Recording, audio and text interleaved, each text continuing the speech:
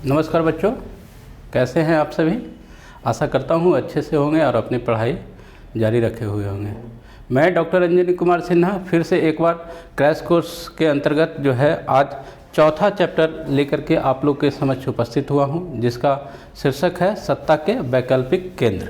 ठीक है, पूर्व के जो क्लास हुई थी तीसरा चैप्टर हम लोग पढ़े थे, विश्व में अमेरिकी वर्चस्व के बारे में बात किए थे। उसके बाद आज जो है हम लोग बात करेंगे सत्ता के वैकल्पिक केंद्र में। ठीक है, तो आइए सबसे पहले हम लोग यह जान लें कि इसके अंतर्गत किन किन बिंदुओं पर बात करेंगे।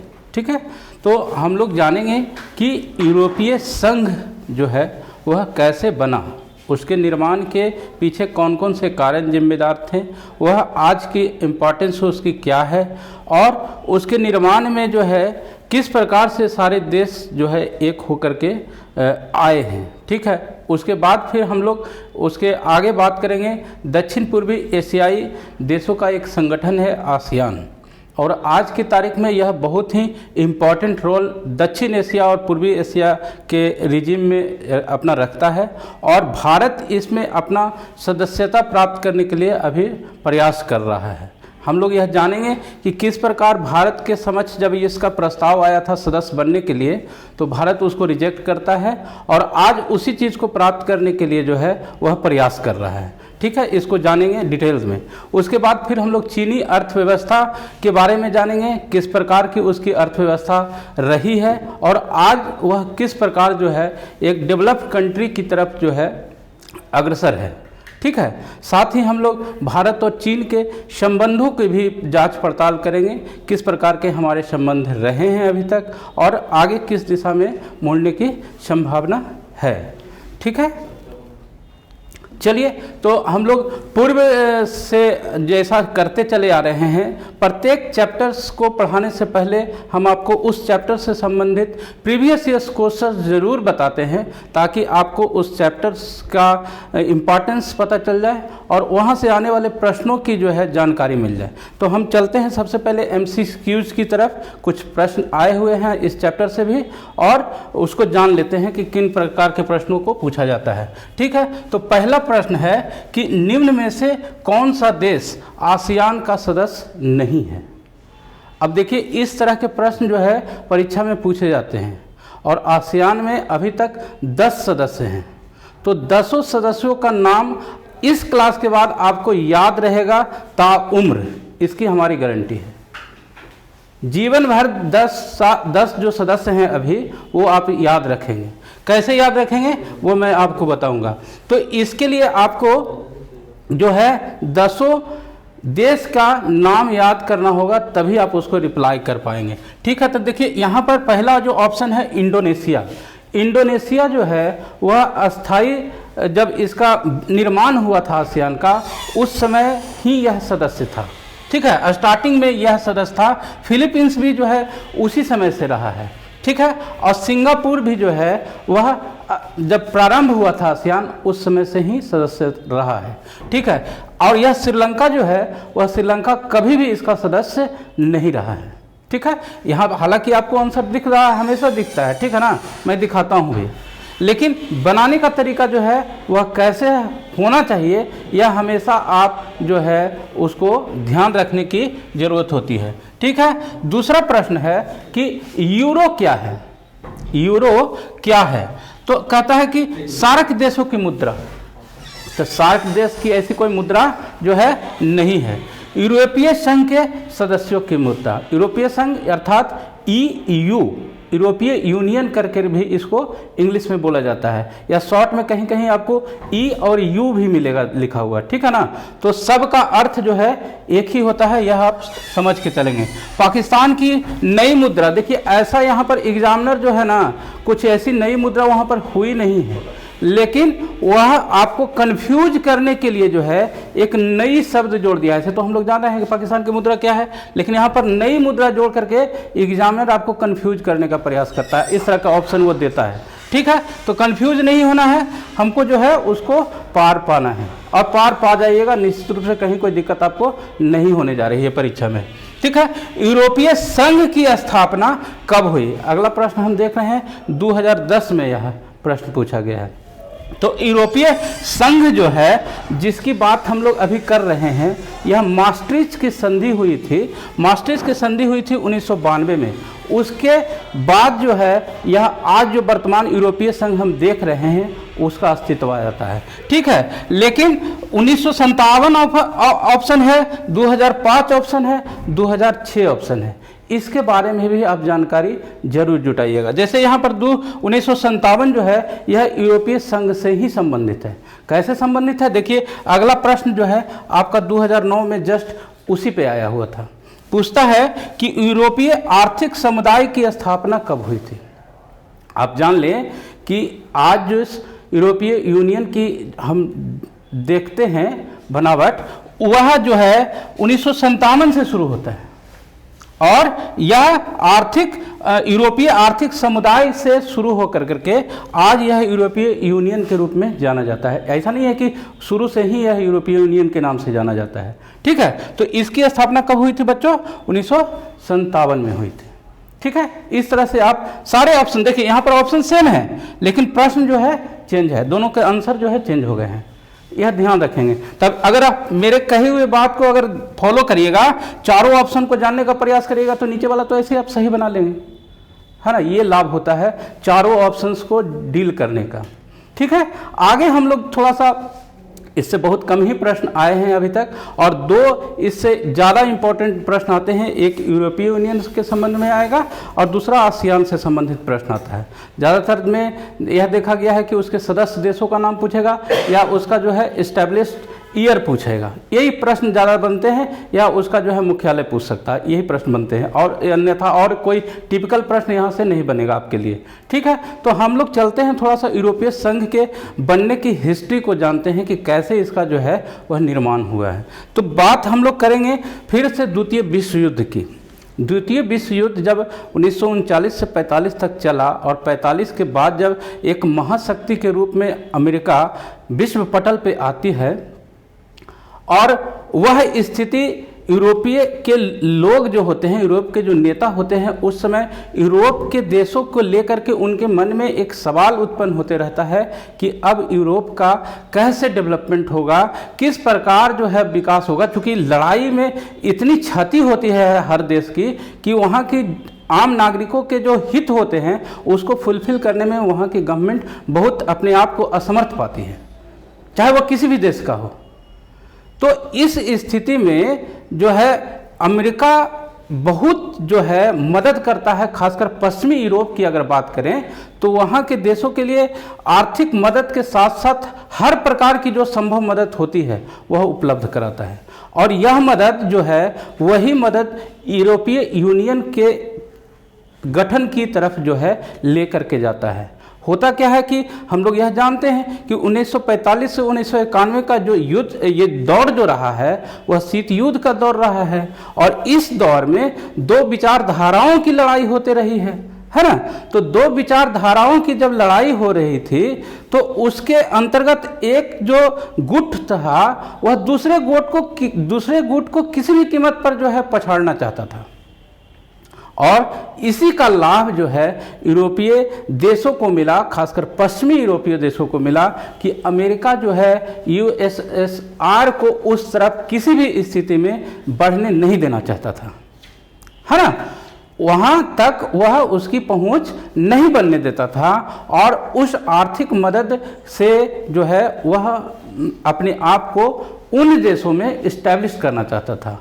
और इसी बीच में जो है मार्शल जो सारी व्यवस्था चल रही है आर्थिक मदद की, इसी को मार्शल योजना के भी नाम से जाना जाता है, ठीक है। तो हम लोग क्या देख रहे हैं कि 1948 में यूरोपीय आर्थिक समुदाय का गठन होता है और फिर 1949 में आर्थिक यूरोपीय परिषद की गठन होती है जो राजनीतिक रूप से जो है वह इस पर कमांड करते रहता है। पहले तो यह जो गठन होता है वह आर्थिक रूप से होता है, लेकिन उसके बाद फिर यूरोपीय परिषद की गठन होती है 1949 में, जो कुछ राजनीतिक मामलों में भी कार्य करना शुरू करता है। उसके बाद जो है फिर 57 में एक और उसमें एक कड़ी जुड़ती है जिसमें यूरोपीय इकोनॉमिक कम्युनिटी का गठन होता है। माने धीरे धीरे जो है उसमें कुछ कुछ नया ऐड होते चला जा रहा है, आप देख पा रहे हैं। उसके बाद जो है हम आते हैं 92 में। आज जिस यूरोपीय यूनियन को आप देखते हैं, जिसमें अभी एट प्रेजेंट 27 उसमें देश हैं, पहले 28 हुआ करता था, उसकी बात करेंगे कि किस प्रकार उससे यूके जो है अपने आप को बाहर करता है। वहाँ पर ब्रेग्जिट एक कंसेंसस जनता के द्वारा लिया जाता है, बात उसकी करेंगे। फिलहाल अभी हम लोग जो है देख रहे हैं क्या कि यूरोपीय संघ जो है उसकी स्थापना 1992 में maastricht के संधि के द्वारा होती है। और करता क्या है यह यूरोपीय यूनियन? यह जो है विदेश और सुरक्षा के जो मामले होते हैं, कुछ आंतरिक मामले होते हैं, उससे जुड़े हुए कार्यों को यह बहुत ही सहजतापूर्वक करता है, ठीक है ना। एक राजनीतिक पहलुओं को भी यह सॉल्व करने में अपने जो सदस्य राष्ट्र होते हैं उनके बीच में इसकी एक अलग पहचान बनती है। आज यूरोपीय यूनियन की जो इकोनॉमी है वह विश्व की बहुत बड़ी इकोनॉमी के रूप में जानी जाती है। 2005 में तो यह अमेरिका से भी आगे निकल गया था। अमेरिका की जो इकोनॉमी रही है उससे ज़्यादा इसकी जो है इकोनॉमी काउंट की गई थी। यह आपके बुक में ही दिया हुआ है, यह आपके बुक में ही दिया हुआ है, ठीक है ना। और जब इसका संविधान बनाने की बात आई, इसके सदस्य राष्ट्रों ने यह सोचा कि क्यों ना हम लोगों का एक संविधान भी बनाया जाए, लेकिन इसमें वो सफल नहीं हो सके और संविधान जो है यूरोपीय यूनियन का नहीं बन सका। लेकिन हाँ, उसके झंडे अलग हैं, उसके पैसे अलग हैं, उसके स्थापना दिवस अलग है, उसकी मुद्रा अलग है ना। कुछ कुछ जो है ये उसके कार्य हैं। और उन देशों में एक जो है कई समझौते इस प्रकार के हैं कि एक देश के नागरिक दूसरे देश में बिना कोई रोक टोक के आवाजाही कर सकते हैं, व्यापार अपना कर सकते हैं। इस तरह की जो है आपस में उन लोगों का एक समझौता है, ठीक है। और यह यूरोपीय यूनियन से भी जो है लोग संबंध बेहतर बनाने के अपने प्रयास कर रहे हैं, ठीक है। और देखते हैं क्या कि इसमें जो सदस्य राष्ट्र जो हैं वह देखिए, इसमें दो जो ऐसे सदस्य हैं जो P5 के नाम से जाने जाते हैं, जो सुरक्षा परिषद में अस्थायी सदस्य हैं। उसमें एक है ब्रिटेन और दूसरा है फ्रांस। तो ये दोनों सदस्य जो हैं वह EU के सदस्य रहे हैं। हालांकि ब्रिटेन अब इसका सदस्य नहीं है, लेकिन पहले इसका सदस्य था, ठीक है ना। और यह जो है यहाँ देख लीजिए लिखा हुआ है डेनमार्क और स्वीडन जो हैं दो ऐसे देश रहे हैं। यहाँ देखिए रेड कलर से हाईलाइट करके इसलिए दिखाया जाता है कि यहाँ से आपको प्रश्न परीक्षा में बन सकता है। कौन दो ऐसे देश हैं जो maastricht संधि को जो है वह निगलेक्ट करता है, उसको रिजेक्ट करता है? प्रश्न बन सकता है आपसे परीक्षा में, पूछा जा सकता है। तो यहाँ याद रखेंगे कि डेनमार्क और स्वीडन दो ऐसे देश हैं जो इसको जो है रिजेक्ट करता है। किसको? maastricht की संधि को। और यूरोपीय जो मुद्रा है यूरो, उसको भी वह नहीं मानता है, ठीक है। तो इसको याद रखेंगे आप लोग। उसके बाद यहाँ देख लीजिए जो 27 जो अभी प्रेजेंट के देश हैं, यह वर्ल्ड मैप जो बना हुआ है यूरोपीय यूनियन का, उसको लेकर के दिखाया गया है। और ये जो आपको बैगनी कलर से आपको दिख रहा है, ये सारे पुराने देश हैं इसके। और यहाँ पर जो आपका हल्का ब्लू कलर का जो आपको दिख रहा है, ये सारे देश जैसे पोलैंड है, चेक रिपब्लिक है, हंगरी है, एस्टोनिया है, लिथुआनिया है, ये सारे देश जो हैं ये करेंट अभी नए बने हैं इसमें, ठीक है। और ये सारे जो देश हैं आपका Iceland, UK, Spain, France, Sweden, Finland, ये सारे देश जो है पूर्व से रहे हैं इसमें, ठीक है। तो ये ध्यान रखेंगे। उसके अलावे जो है हम लोग इसकी बात करेंगे इसके झंडे की। मैं बताया था आपको कि एक यूरोपीय यूनियन का झंडा है और यह झंडा में जो है 12 स्टार हैं। यह याद रखेंगे, यह PYQ है कि कितने स्टार हैं इसमें। 12 स्टार हैं। और इन 12 स्टार का क्या मतलब है? 12 जो है यहाँ के देशों में यह माना जाता है कि 12 जो अंक होता है वह शुभ होता है, यूनिटी का पहचान है, समृद्धि का पहचान है, समृद्धि का पहचान है, ठीक है। इसलिए यहाँ पर 12 स्टार से जो है यहाँ के फ्लैग को बनाया गया है। और देखिए यहाँ पर लिखा हुआ भी है कि टोटल कंट्रीज इसमें 28 है, लेकिन आफ्टर ब्रेग्जिट इसमें 27 रह गए हैं। यूके जो है इससे वापस हो गया है। अब देखिए पूर्व की जो नक्शा आपको मैं दिखाया था, मैप दिखाया था, इसमें आपको यहाँ पर यूनाइटेड किंगडम जो है दिख रहा है। याद यहाँ पर ध्यान दीजिए कि किस तरह आपका जो है यूनाइटेड किंगडम दिखता है, और उसके ठीक नीचे जो है फ्रांस है। लेकिन यहाँ पर गौर करिएगा तो देखिए यहाँ पर जो है हटा दिया गया है, यह ब्लू कलर का जो है वही इसके देश हैं। तो यहाँ पर से यूके जो है हटा दिया गया है, इससे अब नहीं है वो शामिल, ठीक है। और यहाँ पर जो सारे जो कंट्री हैं उनको फिर से एक बार दिखाया गया है, ताकि आप अगर काउंट करने के लिए भी कहा जाए तो काउंट कर सके। लेकिन अगर थोड़ा सा धुंधला भी दिख रहा होगा तो इसको याद करने की जरूरत नहीं है। परीक्षा में कभी नहीं पूछा जाएगा कि 2800 देश का नाम बताइए या कौन इसके सदस्य हैं, इस तरह से प्रश्न नहीं बनता है। उसी ऑर्गेनाइजेशंस के सदस्य पूछे जाते हैं जिसको याद करना आसान हो, याद किया जा सकता है। ऐसा नहीं है कि जो G77 का जो है सदस्य राष्ट्रों का नाम पूछा जाएगा कि कौन कौन शामिल है, तो कौन याद करेगा जी, नहीं संभव है याद करना। तो इसलिए घबराना नहीं है कि सर इतना तो पता ही नहीं चल रहा है, कैसे याद करें, याद करना भी नहीं है। लेकिन हाँ, कुछ जो सदस्य हैं इंपॉर्टेंट, उसको जानना जरूरी होता है। यूके इससे हटा है, या पूछ सकता है कौन सदस्य अभी जो है ब्रेग्जिट के द्वारा बाहर हुआ है, यह प्रश्न बन सकता है। तो यूके को हम लोग याद रखेंगे इस मामले में। अच्छा, यहाँ पर देखिए जो है एक आपके बुक से ही जो है तस्वीर यहाँ पर लगाई गई है। यूके एक बहुत बड़े सीप के रूप में कार्टूनिस्ट ने ईयू को दिखाया है। ईयू के झंडा यहाँ पर आपको दिख रहा होगा, और जरा सा गौर करिएगा इस झंडे को। अभी मैं आपको बताया था कि उसमें 12 स्टार हैं, जरा गिनिए इसमें कि कितने स्टार हैं। इसमें 15 स्टार हैं। अब पता नहीं कार्टूनिस्ट ने जो है वह गलती से बनाया है या जानबूझकर के गलत बनाया है, मैं नहीं जानता। लेकिन यहाँ पर 15 है, देखिए मैं गिन के बताता हूँ। 1 2 3 4 5 6 7 8 9 10 11 12 13 14 15। इसके पहले 12 बताया था। तो देखिएगा क्या यह शो कर रहा है, क्यों यह इतना बड़ा जहाज बनाया गया है, क्यों इतनी इसकी समृद्धि बढ़ रही है। हमें तो लगता है कि इसकी जो पावर है बढ़ रही है दिनों दिन, उसी को इंडिकेट करते हुए यह बड़ा जहाज जो है दिखा रहा है। खैर आगे हम लोग चलते हैं।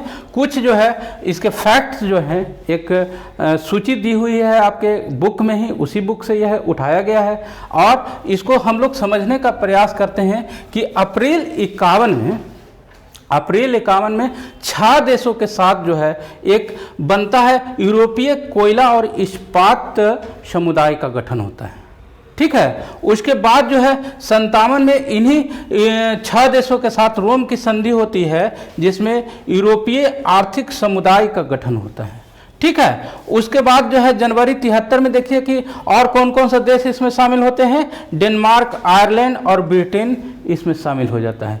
फिर उसी के बाद जो है जून 79 में जो है यूरोपीय संसद के लिए पहला प्रत्यक्ष चुनाव होता है। कुछ फैक्चुअल चीज़ें जो हैं यहाँ पर दी हुई है, उसको आप खुद भी जो है पढ़ सकते हैं। जनवरी 81 में यूनान जो है उसका सदस्य बनता है। एक यहाँ पर इंपॉर्टेंट चीज़ जो है वह देखिए, जून 85 की बात मैं आपसे चर्चा करना चाहूँगा। यहाँ पर लिखा हुआ है कि सांगेन संधि होती है। सांगेन संधि क्या है? तो सांगेन संधि के अंतर्गत जो यूरोपीय यूनियन के सदस्य जो होते हैं, उनकी जो सीमा होती है ना, उसको समाप्त कर दिया जाता है। उसकी सीमा को जो है समाप्त कर दिया जाता है, अर्थात एक दूसरे के देश के लोग जो हैं आसानी से आपस के देशों में आ जा सकते हैं। जैसे हम लोग भारत के हैं तो नेपाल में खूब आराम से हम लोग आ जाते हैं, किसी प्रकार के वीज़ा और पासपोर्ट बनाने की ज़रूरत नहीं होती है। तो यहाँ पर भी जो यह समझौता किया इन देशों के द्वारा, और अपने सदस्य देशों में वहाँ के नागरिक आवाजाही कर सकते हैं, उसके लिए उनको वीज़ा पासपोर्ट की आवश्यकता नहीं होती है। यह इसको बोलते हैं शेंगेन की संधि, इसको याद रखिएगा। कब हुआ था? यह 85 में हुआ था, ठीक है। उसके बाद जो है कुछ और इसमें चीज़ें हैं। उसके बाद एक और इम्पॉर्टेंट जो चीज़ है यहाँ पर देखिए, वह है आपका फरवरी 1992 में यूरोपीय संघ के गठन के लिए मास्ट्रिक्ट संधि पर दस्तखत होता है, ठीक है। उसके बाद एक और यहाँ पर 12 सदस्य जो है जनवरी 2002 में नई मुद्रा जो यूरो थी उसको 12 सदस्यों ने अपनाया है। यह भी प्रश्न विभिन्न परीक्षाओं में पूछा जाता है कि कितने सदस्यों ने अपनाया था, ठीक है, तो 12 इसका आंसर है।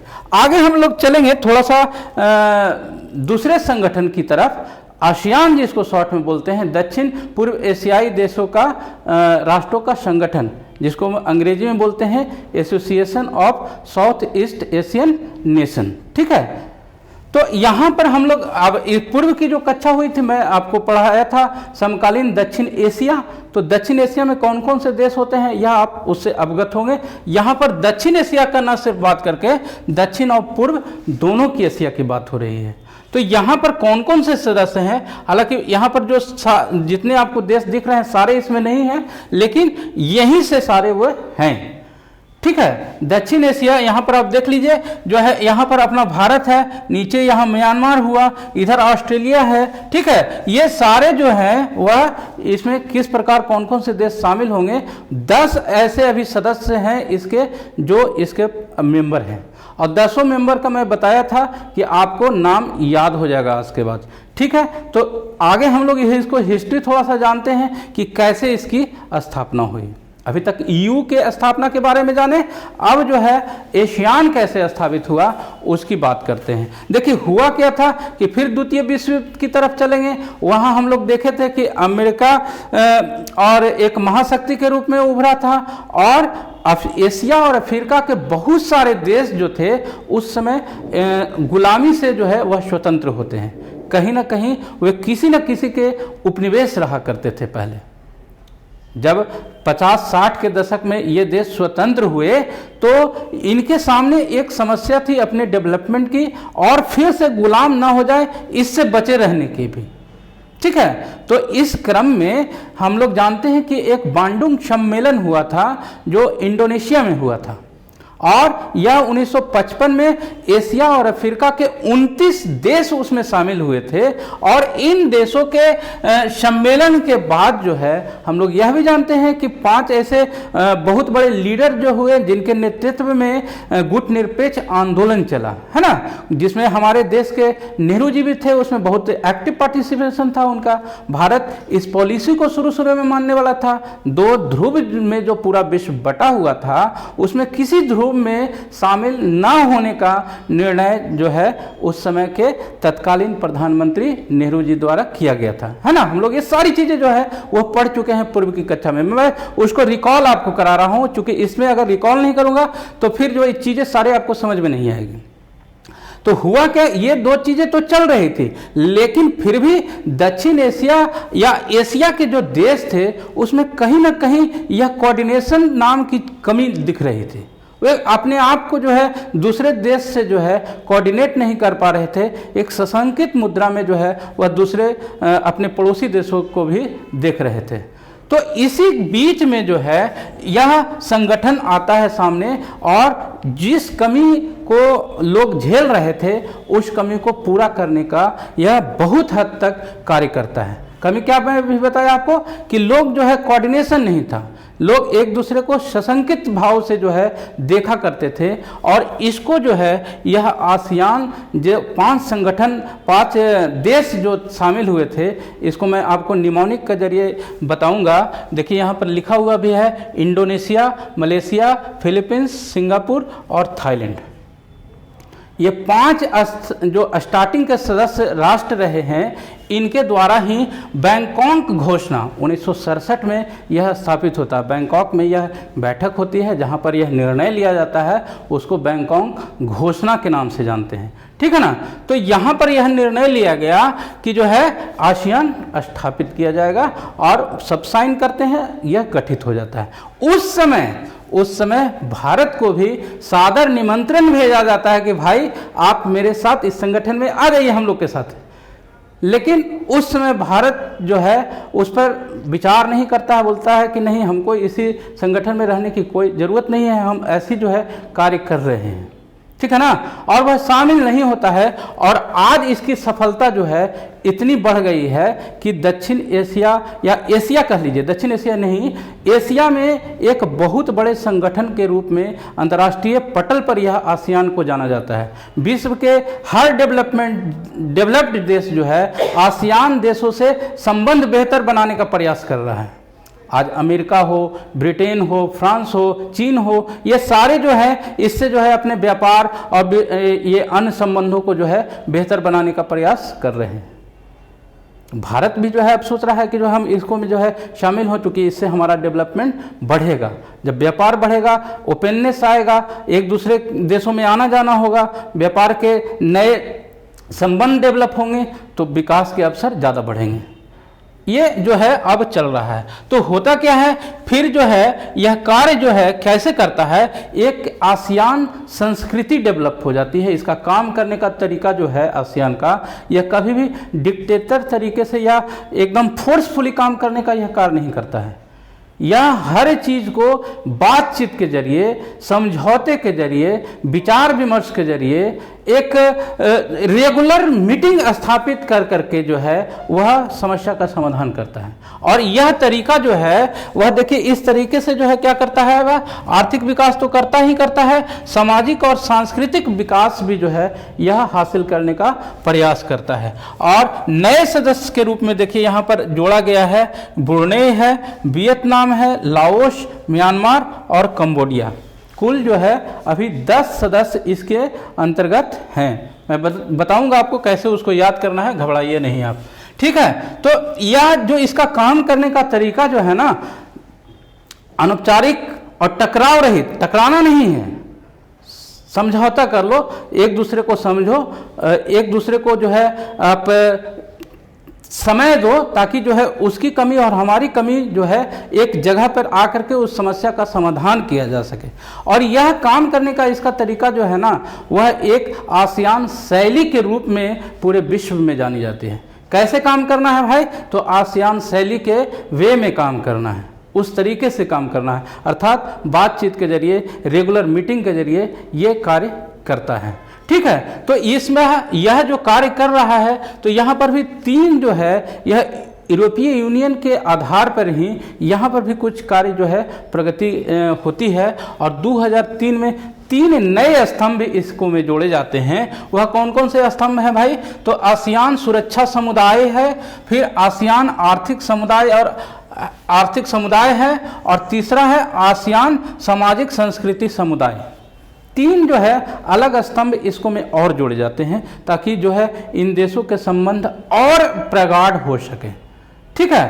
तो इसको ध्यान में रख कर करके जो है सारी चीज़ें कार्य करती है। और यहाँ पर देखिए कुछ जो है ये सारी चीज़ें मैं बताया हूँ भी कि यह जो है शांति स्थापित करना चाहता है, जो है संप्रभुता की रक्षा करना चाहता है, आंतरिक मामलों में जो है दखलंदाजी नहीं करना चाहता है। जितने भी सदस्य राष्ट्र होते हैं ना, वो ये बेसिक समझ लीजिए कि रिलेशन डेवलप करने के लिए एक आपस में सहमति होती है कि हम आपस में जो है आंतरिक मामलों में हस्तक्षेप नहीं करेंगे और बाहरी देशों से हमेशा मिल करके रक्षा करेंगे। डेवलपमेंट करने के जो है आसार हम लोग के पास ज़्यादा रहेंगे, है ना। ये सारे चीज़ जो है उसी के आलोक में देखिए 1994 में एक आपका आसियान क्षेत्रीय मंच की भी स्थापना होती है, जिसका उद्देश्य था सुरक्षा और विदेश नीति के संबंध में तालमेल बना करके कार्य करना, ठीक है।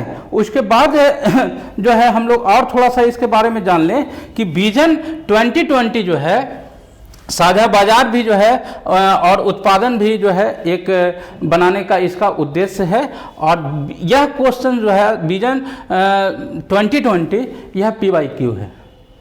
यह प्रश्न आया है कि आसियान का विजन 2020 क्या है।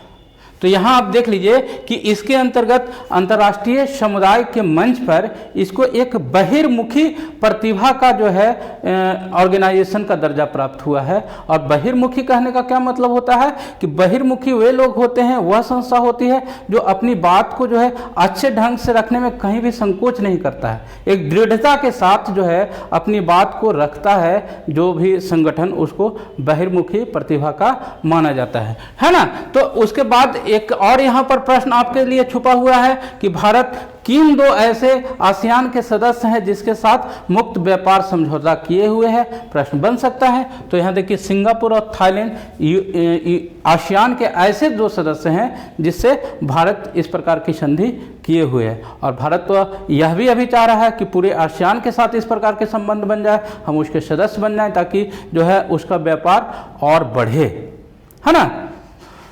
आगे हम लोग देखते हैं थोड़ा सा, आप इस तस्वीर को देखिए, आपको इस तस्वीर में हमारे देश के एक प्रधानमंत्री दिखेंगे और आप पहचान पा रहे होंगे निश्चित रूप से, मैं समझता हूं, क्योंकि एक बहुत अच्छे इकोनॉमिस्ट के रूप में यह जाने जाते हैं, है ना। तो 1991 में जो है क्या हुआ मैं बताता हूं आपको। 1991 में यह एलपीजी की पॉलिसी आती है। एलपीजी अर्थात लिबरलाइजेशन, प्राइवेटाइजेशन और ग्लोबलाइजेशन। इसके तहत जो है वह पूर्व की ओर देखो की जो है नीति फॉलो की जाती है। हालांकि यह पॉलिसी आज के डेट में नहीं है, इसको नाम बदल करके वर्तमान जो प्रधानमंत्री हैं उसको एक्ट ईस्ट पॉलिसी के रूप में चेंज कर दिया गया है। एक्ट ईस्ट पॉलिसी, है ना। तो इसको अभी काम नहीं कर रहा है, यहाँ अभी कहा गया कि अब देखने से काम नहीं चलेगा, उसके तरफ जाकर के काम करना पड़ेगा, है ना। खैर जो भी हो, ये पॉलिसी जब आई तो उससे भी इंडिया को काफ़ी लाभ हुआ। उससे आप देख लीजिए, यहाँ पर लिखा हुआ भी है कि आसियान से संबंध अच्छे बने, चीन, जापान, दक्षिण कोरिया से संबंध अच्छे बनाने के प्रयास किए गए, वहाँ से जो है व्यापार के तरीकों को जो है अपनाया गया, यहाँ की चीज़ें वहाँ दी गई, वहाँ की चीज़ें यहाँ आई। तो इससे क्या हुआ कि इकोनॉमी को आगे लाने में मदद मिली, उससे इकोनॉमिक ग्रोथ हुआ, ठीक है। उसके बाद यह देख लीजिए, यह भी एक जो है वह आसियान का प्रतीक चिन्ह है, झंडे में यह आता है, ठीक है। और इसमें 10 जो है, देखिए आप इसको काउंट करिएगा, इसको याद रखिएगा हमेशा कि कितने धान की बाली है इसमें। हालांकि यहाँ पर आपको धान की बाली जैसा कुछ दिखता नहीं है वास्तव में, लेकिन जो बुक में है, जो इसके आपका कॉन्स्टिट्यूशन है, उसमें यह स्पष्ट लिखा हुआ है कि इसमें धान की बाली का यह 10 धान की बाली है, जो 10 इसके सदस्य हैं उसको इंगित करता है, ठीक है। और यह जो सर्किल है, वह सर्किल जो है एक यूनिटी का पहचान है, आपस में लोग एक संबंध हैं एक दूसरे से, उसका पहचान का द्योतक है। लोग मित्रता और एकता को यह दिखाता है, उसकी पहचान जो है इसमें की गई है, ठीक है। और अब आई बात इसको याद करने की। 10 जो सदस्य हैं इसको कैसे याद किया जाए, तो देखिए इसके लिए एक बहुत ही अच्छी निमोनिक है जिसको आप याद रखेंगे और याद रहेगा भी। कैसे याद रहेगा जी, देखिए उसको करना क्या है, आपको बोलना है दोज हु पास एमबीबीएस, जो एमबीबीएस पास करते हैं, ठीक है। वॉच पीटीवी, क्या देखते हैं, पीटीवी एक चैनल का नाम है, ठीक है ना, पंजाब टीवी कह लीजिए।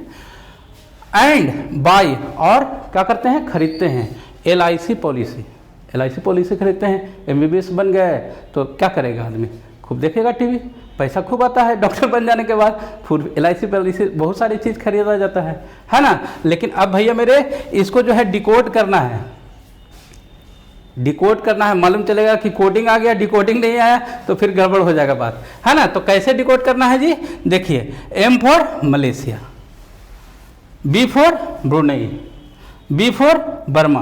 अब थोड़ा सा आपको लगेगा कि सर अब बर्मा तो नाम रहा नहीं, लेकिन हमको यहाँ सिखाना है आपको, ठीक है ना। या थोड़ा बहुत अगर अंतर भी रहे तो हमको देश को याद करना है। तो निमोनिक ऐसी चीज़ होती है ना कि किसी को जो है बिगाड़ करके भी याद रखा जाता है, उसका नाम बिगड़ जाए कोई दिक्कत नहीं है, हमको याद हो जाना चाहिए, ठीक है। तो B for Brunei, B for Burma, S for Singapore और पी फॉर फिलीपींस, ठीक है। T for Thailand, V for Vietnam, L for Laos, I for Indonesia और सी फॉर कंबोडिया। इस तरह से आप 10 देश का उदाहरण आप खूब अच्छे तरीके से याद रख सकते हैं। Those who pass MBBS, was PTB and buy LIC policy. अगर 5 सदस्य जो स्टार्टिंग के रहे हैं उसको पूछ दे, यह प्रश्न पूछा जाता है कि कौन से 5 जो है शुरुआत के सदस्य रहे हैं, तो इसको याद करने के लिए मैं क्या निमोनिक बनाया हूँ जी, पीएम सिट। पीएम अर्थात प्राइम मिनिस्टर, सिट बैठ जाइए, एसआईटी सिट। कैसे इसको डिकोड करेंगे, P for Philippines, M for Malaysia, S for Singapore, I for Indonesia and T for Thailand. इस प्रकार जब आप याद करेंगे तो निश्चित रूप से आपको ज़्यादा नहीं, 1-2 बार आप लिखिए, उसको डिकोड करिए तो आप इसको खूब आराम से लिखिएगा। चलिए थोड़ा सा मैं बोर्ड पर भी आपको आपके साथ जो है बिना देखे बताता हूं कि कैसे इसको जो है लिखा जा सकता है।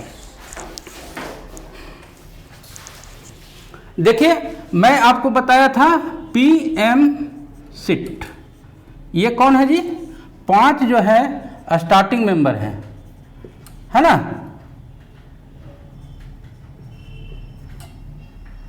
शुरुआत के देश हैं जो आसियान स्थापित करने में अपनी भूमिका निभाए हैं। अब पी से क्या करेंगे?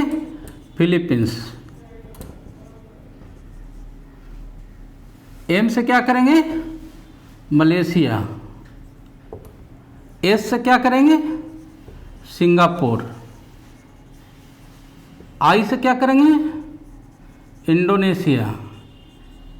और टी से क्या करेंगे? थाईलैंड। इसको याद करना बहुत मुश्किल है, एक बार में याद हो जाएगा।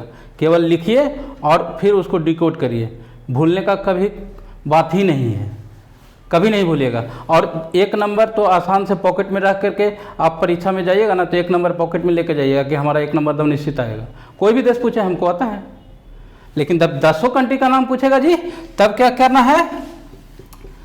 पूरा याद रहे ना रहे। दोज हु पास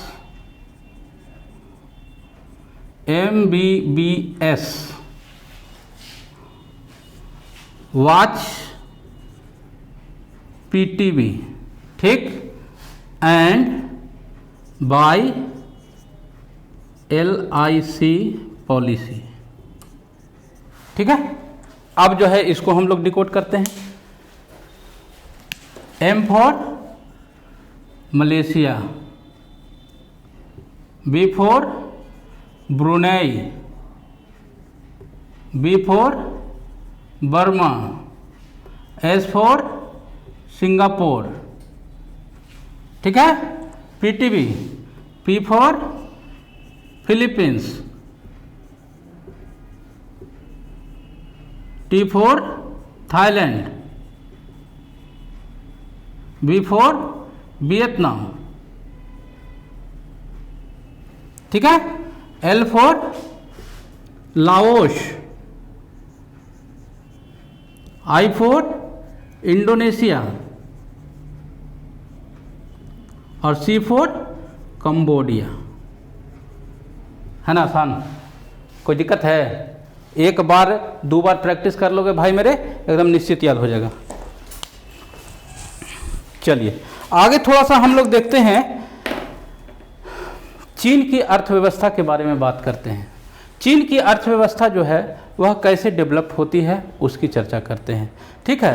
तो 1978 से जो है उसका डेवलपमेंट बढ़ना शुरू होता है, ठीक है। 1978 के बाद से वह कंटिन्यूअस जो है बढ़ते जा रहा है उसका इकोनॉमिक रेट जो है, और यह भी कहा जाता है कि 2040 तक जो है यह अमेरिका से भी आगे निकल जाएगा। खैर वो क्या होगा यह तो भविष्य की बात है, लेकिन इसको आगे लाने में जो है यहाँ की जनसंख्या वह बहुत बड़ा रोल अदा करती है। वहाँ का भूभाग जो है, वहाँ का संसाधन जो है, वहाँ के लोगों को कार्य करने की शैली जो है, यह बहुत भूमिका निभा रही है। देखिए 1949 में जब वहाँ क्रांति हुई माओ के नेतृत्व में, तो वहाँ की इकोनॉमी इस तरह से नहीं थी।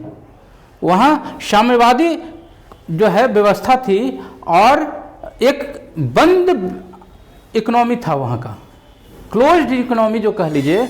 वहाँ की इकोनॉमी जो थी वह क्लोज थी, पूरे विश्व से जो है उसका संबंध जो है वह नहीं रहता है ना। और जो वहाँ के कुछ सामान आते हैं, एक अच्छी खासियत शुरू से चीन की रही है कि जो आयात होते थे वहाँ पर सामान थोड़े बहुत, वह सामान को अपने लोकल स्तर पे बनाने का प्रयास किया जाता था। वहाँ की गवर्नमेंट जो है यह प्रोत्साहित करती थी अपने नागरिकों को कि कोई भी नया सामान बाहर से आया तो उसको आप खुद बनाइए, उसकी कॉपी करिए। और यही कारण है कि आज जो है कहा जाता है कि चीनी जो सामान होती है ना, वह कॉपी करने में बहुत तेज होती है। किसी चीज़ को वह नकल जो है बहुत जल्दी उतार लेती है, पहचान नहीं पाइएगा कि ओरिजिनल है कि डुप्लीकेट है। और यह व्यवस्था जो है एक दिन में नहीं हो गया।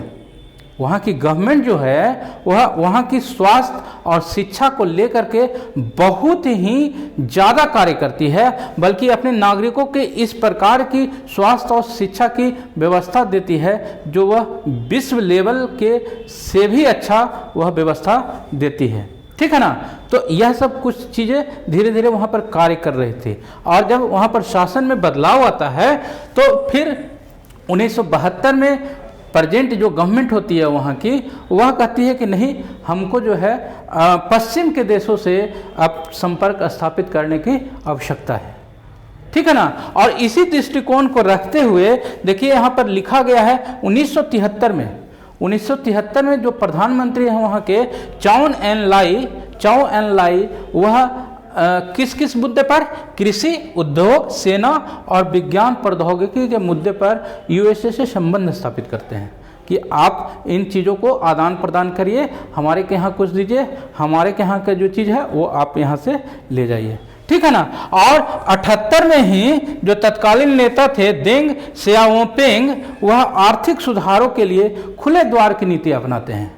खुले द्वार की नीति में जो एक कहीं बंद इकोनॉमी थी वह खुले द्वार की नीति अपनाता है और वहाँ पर आपस में आना जाना जो है शुरू होता है, विकास के नए अवसर जो है वह बनते हैं, है ना। आगे जो है फिर क्या होता है, 82 में खेती को जो है वह निजीकरण कर दिया जाता है। पहले यहाँ जान लीजिए कि सब चीज़ जो है वह एक गवर्नमेंट के अधीन चीज़ें चला करती थी, ठीक है ना। लेकिन उसको जो है वह शॉक थेरेपी भी यहाँ आई है चीन में, हम पहले भी बात किए हैं पूर्व की कक्षा में, किस प्रकार जो है वह पूंजीवाद की तरफ जो है लोगों का जो है झुकाव शुरू होता है ना।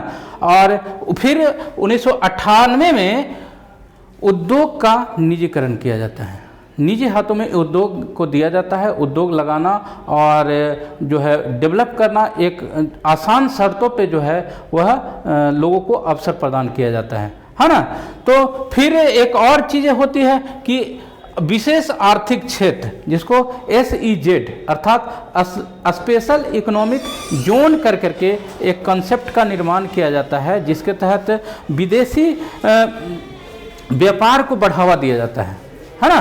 विदेशी व्यापार को जब बढ़ावा दिया जाता है तो वहाँ से आर्थिक वृद्धि जो है वहाँ की सरकार को प्राप्त होती है, ठीक है। ये कुछ जो है यहाँ के चीज़ रही है, हालांकि बहुत संक्षिप्त में बात की जा रही है। ऐसा नहीं है कि एक एक क्लास जो है एक भारत चीन के संबंध पर जो है चलाए जाने की आवश्यकता है, लेकिन चूंकि यह क्रैश कोर्स है, कम समय में ही सारी चीज़ों को बताने का दबाव होता है शिक्षकों पे, तो जो है आप इसको और बेहतर अगर जानना चाहते हैं तो बुक के गो थ्रू होएंगे। देखिए एक तस्वीर जो है लगा करके चीन की अर्थव्यवस्था को जो है यहाँ आप देखिए कि किस प्रकार एक छोटे से विकास करता हुआ आज यह कितने बड़े डेवलपमेंट के रूप में दिख रहा है, जिसको एक व्यक्ति इशारा करते हुए आप देख रहे हैं कि अब रुको, अब रुको। यह व्यक्ति कौन है यह जांचिएगा, सोचिएगा, ठीक है। और यहाँ पर फिर से एक माओ की और एक वर्तमान जो गवर्नमेंट रही है रेड पावर टाई की जो है हु की, वह तस्वीर यहाँ पर लगाई गई है। और रेड बुक जो होती है माओ के हाथ में, उसकी तस्वीर लगाई गई है। दोनों की स्थिति में कैसे बदलाव होता है, एक जो है क्लोज्ड इकोनॉमी का समर्थक रहा था, एक जो है पूंजीवाद के तरफ जो है अपने रिश्ते बनाता है ना। और यहाँ देखिए जो है चीन की जो साइकिल है, चीन के लोग साइकिल चलाना जो है ज़्यादा पसंद करते हैं और सबसे ज़्यादा साइकिल जो है चीन में ही चलती है, यह भी आप जान लें। और इसके पहिए को ज़रा गौर से देखिए, यह पहिया जो है दो तरीके से जो है दो विचारधाराओं को यहाँ पर दिखा रहा है। पहला जो विचारधारा है वह साम्यवाद को समर्थक है और दूसरी जो विचारधारा है वह आपको डॉलर को दिखाते हुए है, पूंजीवाद को जो है वह दिखा रहा है। तो कहीं ना कहीं दोनों में जो है खुद विरोधाभास हो रहा है, कंट्राडिक्टरी बात हो रही है। किस प्रकार यहाँ जो है कार्य हो रहा है यह आप समझिएगा, ठीक है। और यह देखिए भारत चीन के जो है संबंधों को मैं यहाँ पर दिखा रहा हूँ। और यह भारत चीन का संबंध जो है सिर्फ एक पेज में, मैं खुद जब पढ़ा कर रहा था कुछ समय पहले कुछ प्रिपरेशन के क्रम में, तो यह नोट्स मैं खुद अपने हाथ से बनाया हूँ और उसी के जरिए आज मैं आप लोग को भारत चीन के संबंधों को जो है बताऊँगा। और यह आपके लिए बहुत ही कारगर साबित होगा। एक पेज में ही है, चूंकि इसको जो है आप निकाल करके के उसको बार बार रिवीजन करेंगे, आगे भी उच्च कक्षाओं के लिए भी जो है यह आपको बहुत मदद करेगा। देखिए, जब चीन स्वतंत्र होता है 1949 में, यह जान लें कि भारत के बाद वो चीन जो है इंडिपेंडेंट हुआ है, ठीक है ना। और उसके पहले जो है 1948 के जनवरी में पाक जो है हम लोग पर हमला करता है ना।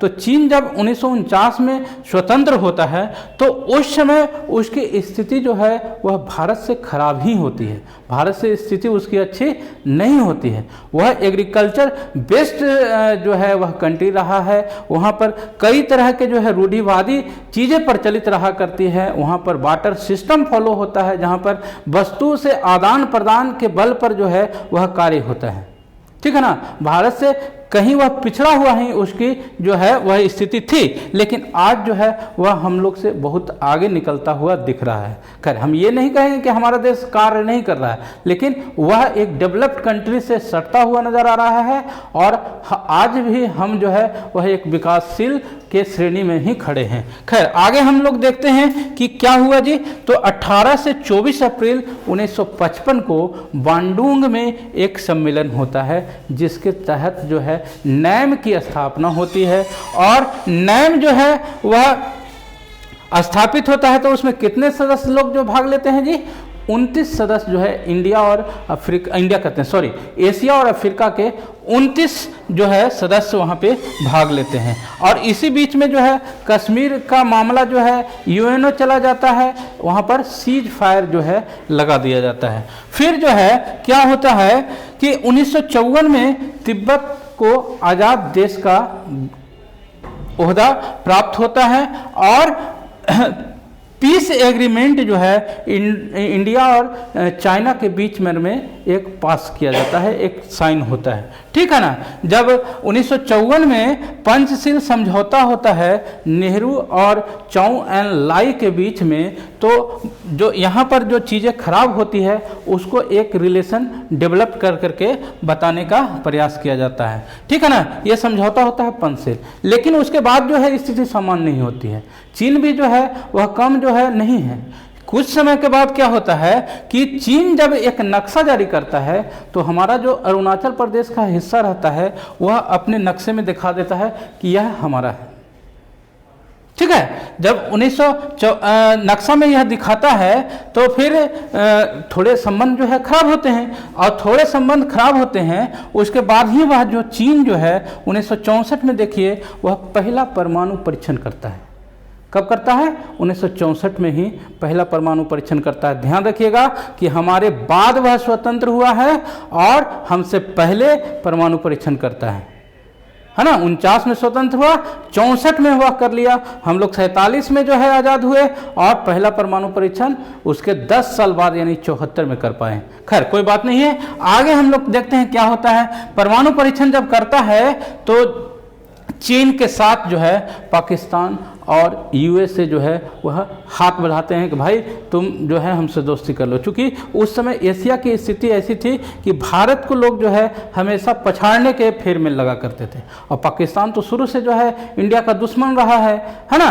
तो वह जो है हमेशा कुछ ना कुछ इस तरह का रिलेशन डेवलप करता है दूसरे साथ, ताकि भारत पर जो है वह दबाव बना सके, लेकिन वह आज तक कभी जो है इस तरह से सफल नहीं हुआ। तो मित्र तो बना लेता है, बन भी जाता है, लेकिन यह जब मित्र बनता है तो पाकिस्तान को यह घमंड हो जाता है कि अब तो हमारे साथ जो है चीन भी है और यूएसए भी है, यही अच्छा मौका है इन दोनों दोस्तों, मजबूत दोस्तों के साथ क्यों ना भारत पर जो है आक्रमण किया जाए और इसको कुछ नुकसान पहुंचाया जाए।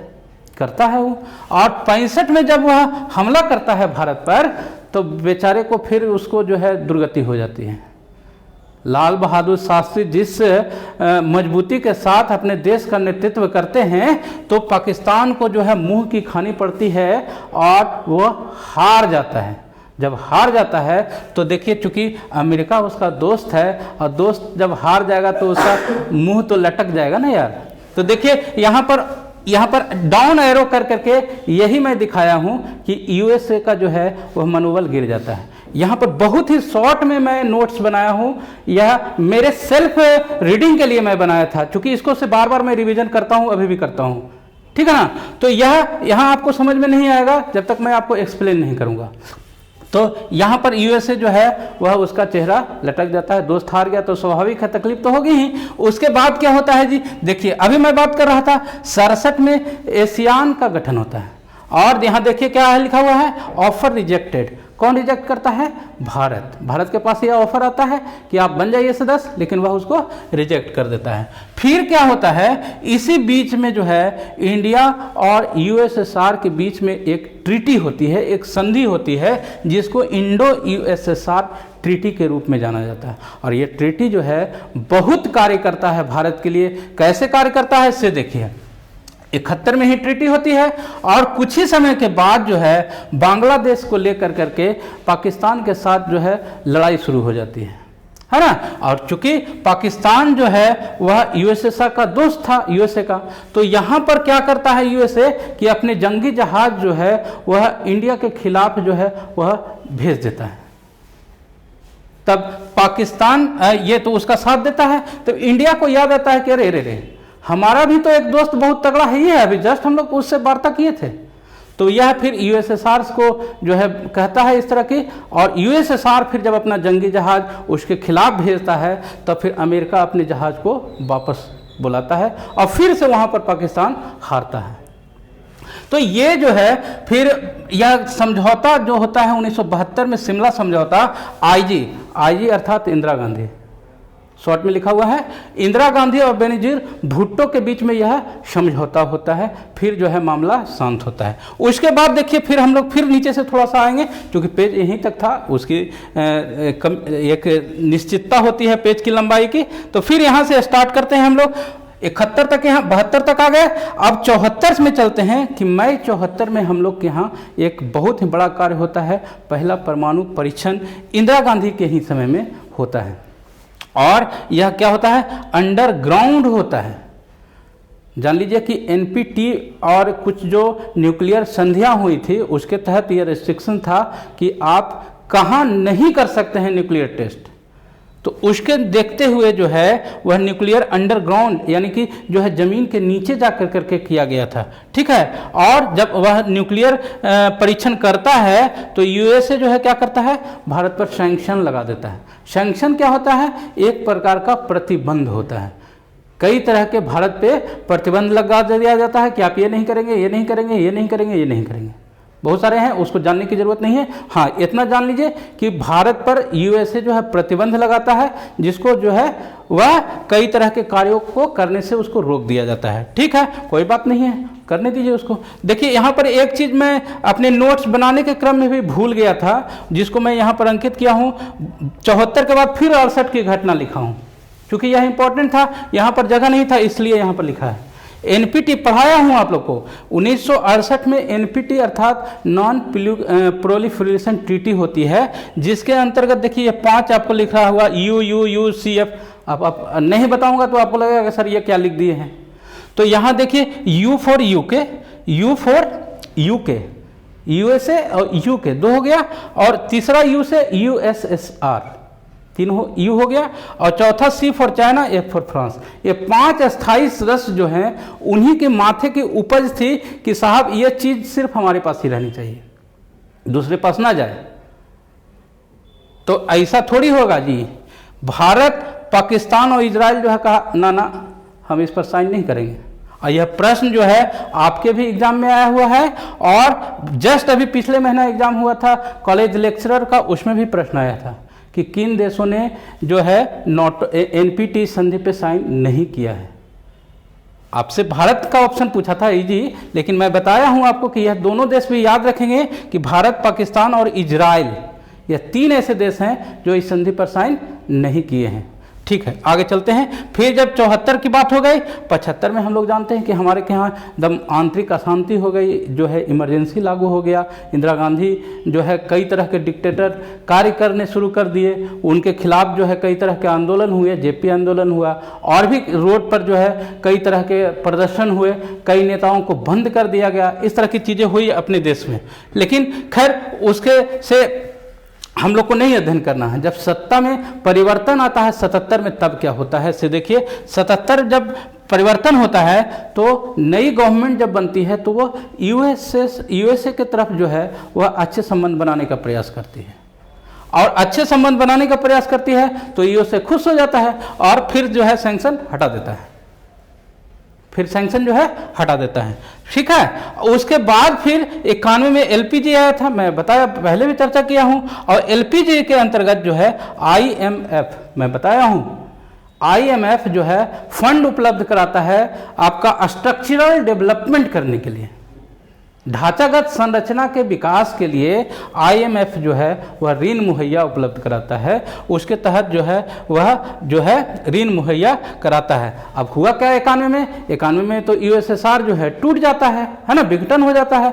तब अब जो इंडिया के सामने एक स्थिति हो जाती है कि अब जो है हम किसके साथ जाएं, तो इंडिया बहुत जो है वो अपना डिसीजन बहुत होशियारी के साथ लेने में सक्षम रहा है हमेशा, तो वह कुछ जो है ना अपना जो है वह संबंध जो है यूएसए के तरफ बढ़ाना शुरू करता है। ठीक है ना, और जब यूएसएसआर के तरफ यूएसए के तरफ बढ़ाना शुरू करता है तो स्वाभाविक सी बात है जो पुराना मित्र है उसको गुस्सा तो आएगा ना, हालांकि वह अभी बुरे दौर से गुजर रहा था, वह टूट गया है, लेकिन फिर भी वह गुस्सा हो जाता है कि अरे यार मेरा समय खराब आया तो तुम जो है तुरंत मुड़ गए उधर।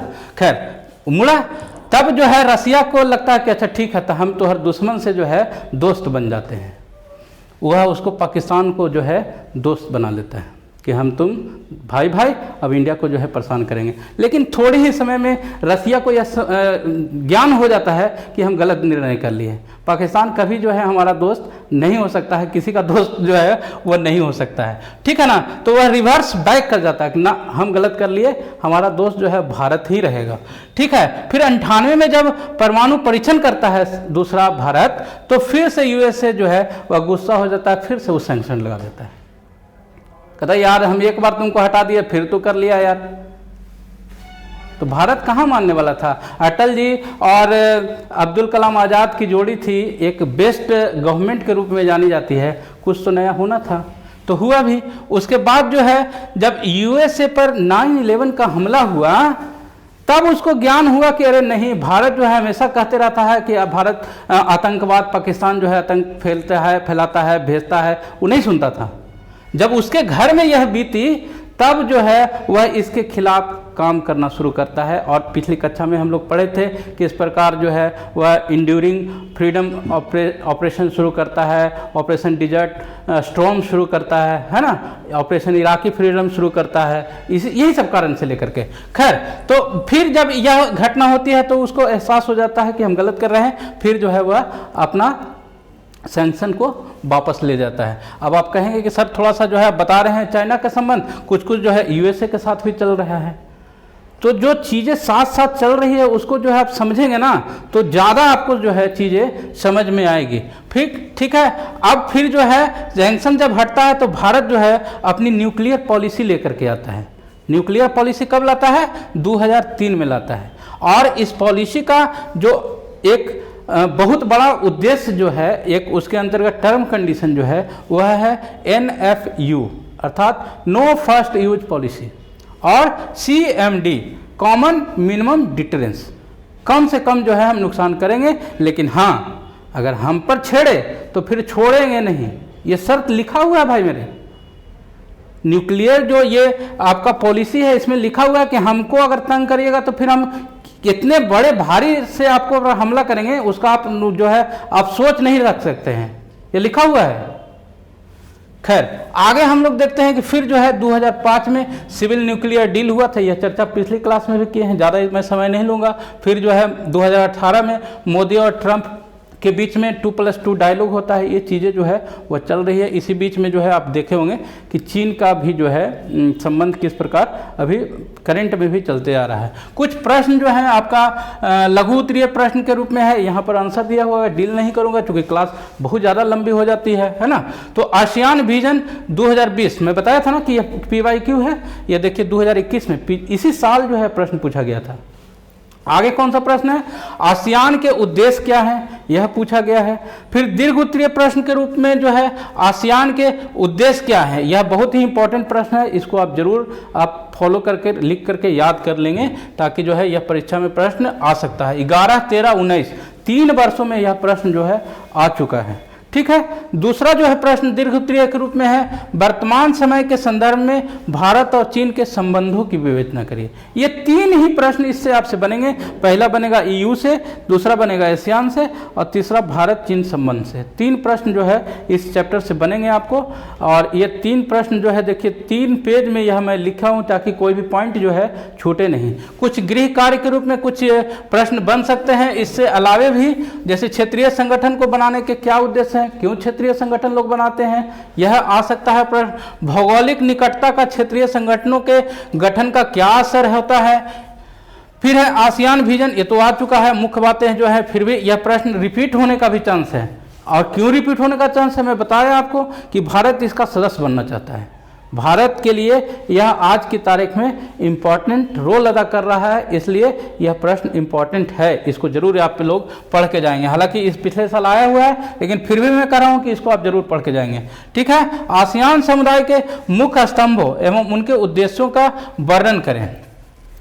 5वां है, आज की चीनी अर्थव्यवस्था नियंत्रित अर्थव्यवस्था से किस तरह अलग है। फिर है, यूरोपीय संघ को क्या चीज़ें एक प्रभावी क्षेत्रीय संगठन बनाती है। तो ये कुछ प्रश्न है जो हमको लगता है कि इस तरह से प्रश्न आपके लिए आ सकता है परीक्षा में। तो ठीक है, यही थी आज की क्लास। उम्मीद करता हूँ कि आपको ये सारी चीज़ें अच्छी लग रही होगी, आपके लिए बहुत हेल्पफुल हो रहा होगा।